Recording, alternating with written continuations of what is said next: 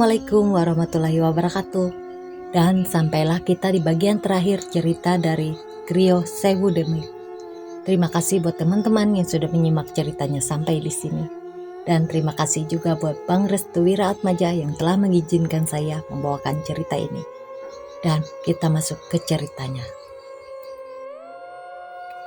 Pulang adalah jalan satu-satunya. Berawal dari ajakan teman-teman yang berasal dari Yogyakarta dan juga Solo, aku ingin menghadiri acara buka bersama saat itu. Kebetulan acara saat itu hanya buka bersama dan tidak ada acara lain selain mengobrol santai sambil membahas kinerja dan planning ke depannya. Aku berangkat dari kantor menuju Yogyakarta menggunakan kereta. Sempat terbersit di dalam pikiranku untuk selalu mengadakan agenda keluar kota, agar pikiranku lebih fresh dan melupakan semua kejadian yang sudah terjadi di kantor. Tepat jam 2 siang, aku dan beberapa teman lainnya menuju ke sebuah rumah yang konon katanya 10 tahun tidak pernah dihuni. Agaknya rumah itu sama seperti rumah pada umumnya, yang kebetulan berada di tengah-tengah perumahan yang padat. Hanya saja, saat aku memasuki rumah tersebut, aku merasa hawa rumah itu berbeda pada umumnya. Hening, sepi, sunyi, seperti berada di tengah hutan. Anehnya, hembusan angin juga bertiup ramah di rumah tersebut. Aku pikir rumah itu memang memiliki ventilasi yang banyak, dan terlebih lagi, beberapa kali aku menemukan dedaunan yang berada di rumah tersebut. Pada saat aku meminta kepada Mas Indra, orang yang menjaga rumah itu, untuk menuju ke kamar mandi, Mas Indra pun merekomendasikan sebuah kamar mandi yang ada di lantai 2. Entah mengapa, aku sendiri agak ragu, sepertinya ada sesuatu yang sudah menungguku di sana. Dan benar saja, saat aku melangkah menyusuri lantai 2 rumah itu, tiba-tiba dari sebuah kamar muncul sosok wanita dengan sekujur tubuh yang berwarna hitam. Ia hanya mengintip di daun pintu, namun dengan cepat ia bersembunyi lagi. Aku tidak bisa berkata apa-apa, aku hanya tutup mulut dan enggan menceritakan ini kepada Mas Indra karena merasa tidak enak. Kebetulan Mas Indra sendiri menunjukkan kamar mandi yang berada di kamar tepat sosok wanita dengan sekujur tubuh berwarna hitam legam itu mengintip. "Mas, anterin," ucapku. "Lo kenapa, Mas?" "Gak apa-apa, Mas." Mas Indra pun menuruti kemauanku. Ia mengantarkanku hingga ke daun pintu kamar mandi yang berada di dalam kamar tersebut. Selesai berwudu, aku pun segera melaksanakan sholat. Namun dari tadi, telingaku terus-menerus berdenging, seperti ada bisikan gaib yang membisikiku, seakan-akan penunggu di rumah itu ingin berkomunikasi denganku. Aku tetap menjalankan sholat dengan sebisa mungkin. Secepatnya aku segera keluar dari rumah ini karena ada sesuatu yang memang membuatku tidak nyaman. Selesai sholat, aku langsung buru-buru untuk turun. Namun baru saja aku menginjakkan kakiku ke tangga, tiba-tiba ada sesuatu yang membisikuku lagi. "Aku ada di sini." Sontak saja, hal itu membuatku terdiam sejenak sembari menengok ke belakang untuk mengetahui bentukan dari sosok tersebut. Saat dimana aku menengok ke belakang, Mas Indra langsung kebingungan. "Ada apa, Mas? Ada yang bisikin aku tadi. Udah, gak usah diladenin." Bersamaan dengan itu, sosok itu muncul dari balik daun pintu. Bentukannya seperti nenek-nenek berusia ratusan tahun. Wajahnya pucat namun gelap. Rambutnya berantakan dan panjang. Mulutnya lebar dan menyeringai mengerikan. Aku segera turun dengan langkah kaki yang sedikit dipercepat. Hampir saja aku terbawa dengan sosok itu. Jika aku kehilangan kendali, mungkin sosok itu akan ikut kepadaku dan menempeli tubuhku hingga kantor. Singkat cerita, di jam 4 sore, kita berangkat menuju ke sebuah tempat seperti yang disepakati. Tempat tersebut merupakan sebuah restoran yang cukup terkenal di Yogyakarta.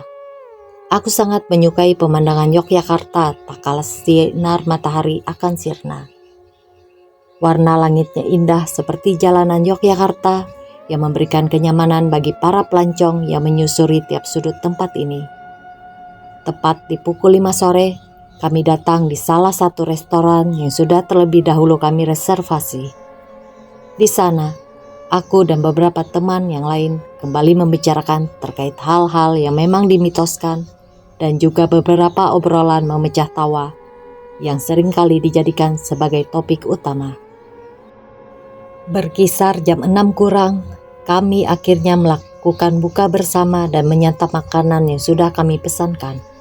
Setelah berbuka, aku dan Mas Indra sholat duluan karena sudah memasuki jam 6:30. Selesai sholat, aku dan Mas Indra kembali lagi bergabung bersama teman-teman dan membicarakan acara selanjutnya setelah buka bersama selesai. Alhasil, setelah dirembukan, kami memilih untuk nongkrong lagi di suatu warung kopi yang katanya menjadi tempat favorit di malam hari. Aku sendiri tidak tahu tepatnya tempat tersebut, namun jika boleh jujur, aku sendiri merasa ada tarikan energi yang berada di warung kopi yang nantinya akan dijadikan sebagai tempat obrolan kami.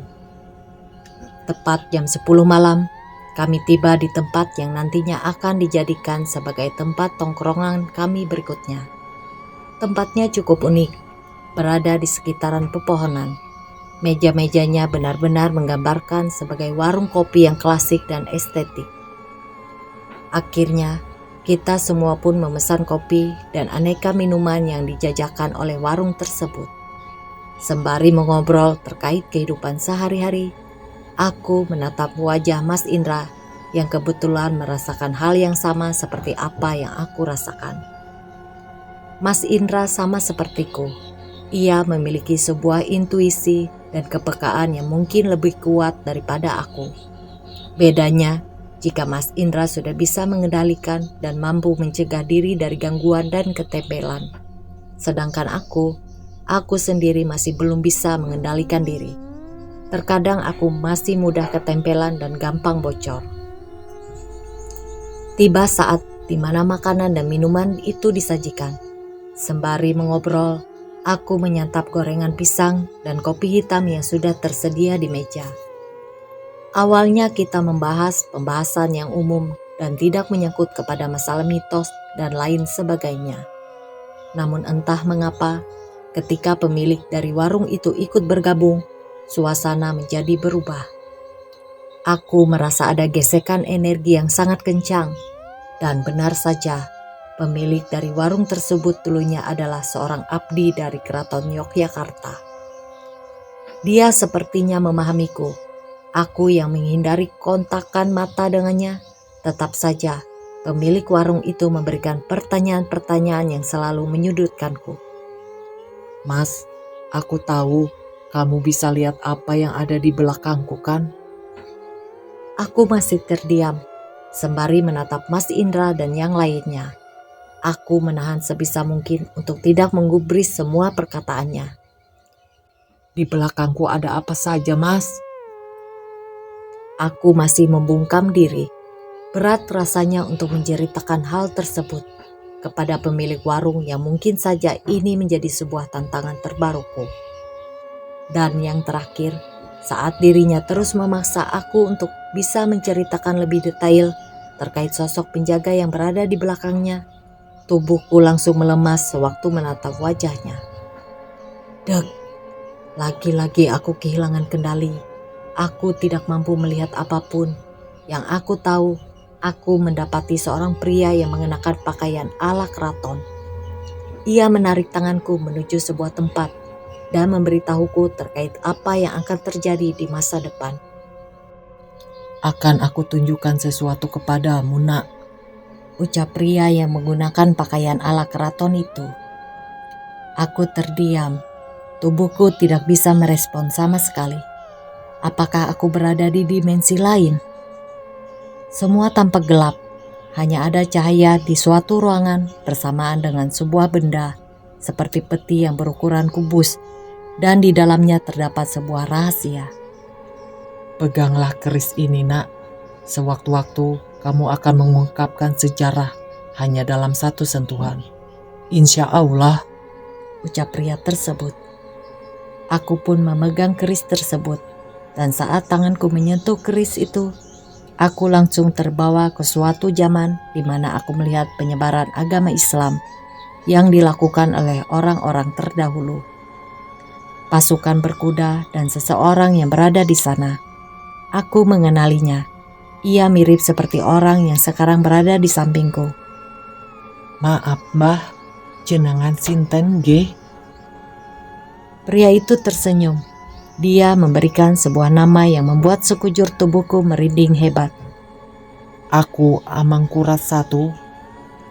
Dek, tubuhku langsung merespon apa yang baru saja beliau katakan.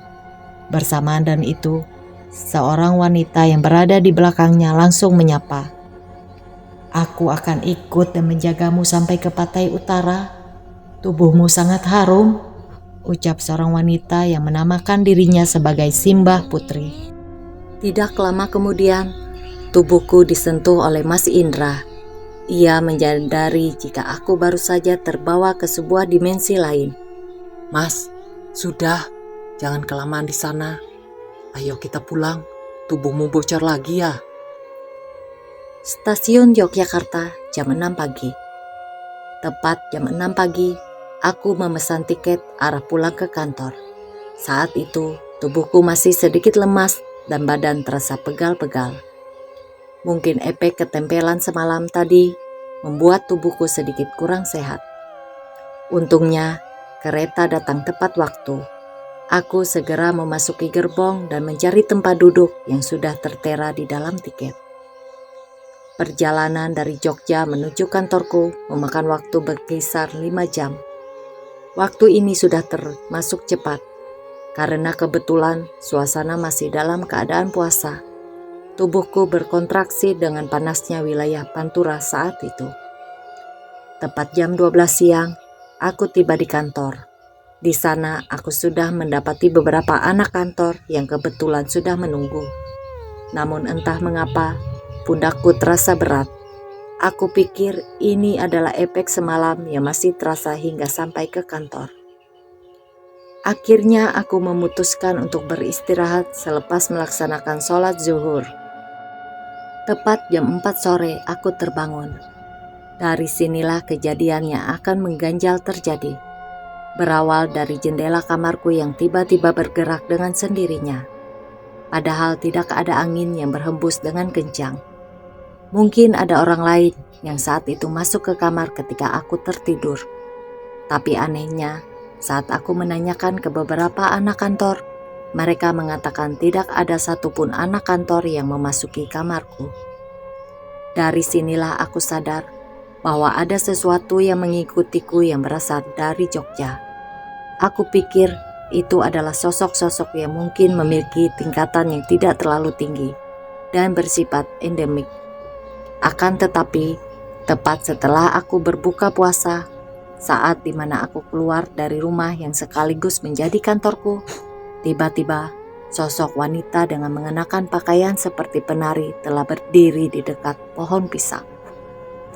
Ia kemudian menggerak-gerakkan tangannya dan mengeluarkan suara desis ular yang amat mengerikan. Aku tidak suka dengan sesuatu yang berada di belakangmu, nak. Ini tanah utara. Aku tidak mau jika ada yang dari selatan menginjakkan kakinya ke tanah ini. Bersamaan dengan itu, jendela rumah langsung bergerak dengan sendirinya. Kursi yang semula diam kini bergerak seperti ada bentrokan energi terkait apa yang berada di belakangku saat ini dengan sosok penari yang ada di pepohonan pisang itu. Aku pun segera mengambil handphone dan menelpon bapak. Aku sadar ada yang tidak beres dengan gangguan semacam ini. Saat aku menelpon bapak dengan video call, arah kamera masih berada di belakang.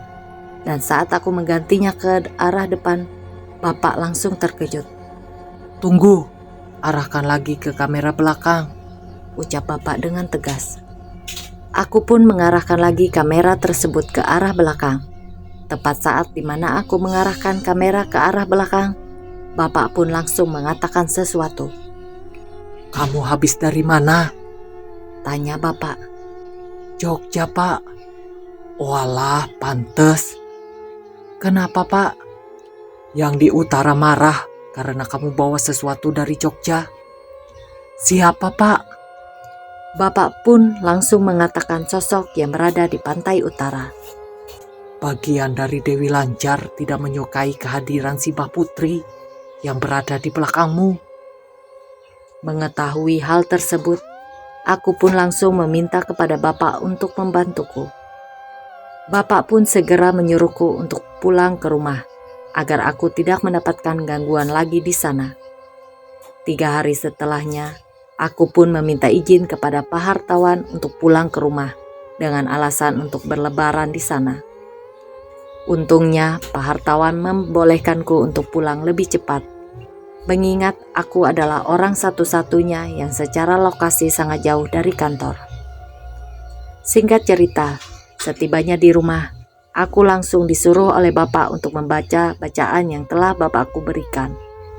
Lalu ia memberikan kepadaku sebuah amalan yang nantinya digunakan agar aku sendiri bisa terhindar dari gangguan yang berada di kantor tersebut.